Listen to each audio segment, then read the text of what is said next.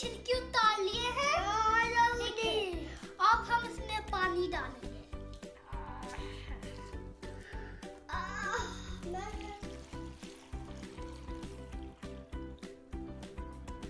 हमने अब इसमें पानी डाल दिया है, तो हम इसको सारी रात भिगो के रखेंगे। हमने इसको सारी रात भिगो के रखा था। अब ये इमली सॉफ्ट हो गई है। अब हमने अच्छी तरह हाथ धो लिए। अब हम ना इमली के बीज निकालेंगे। अब हमने इसके अंदर से सारे बीज निकाल लिए हैं।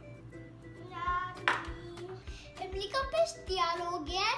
अब हम इसको पैन में डालेंगे।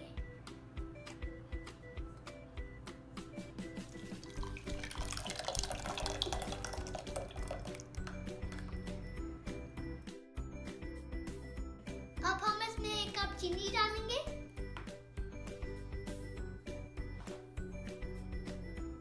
अब हम इसमें डालेंगे टूटी मिर्चें, काला नमक,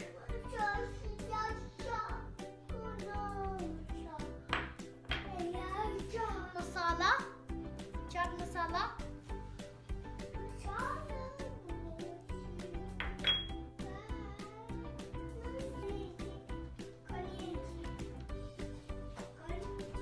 हम इसको मिक्स करेंगे और फिर मावा को हम पकाने के लिए दे देंगे।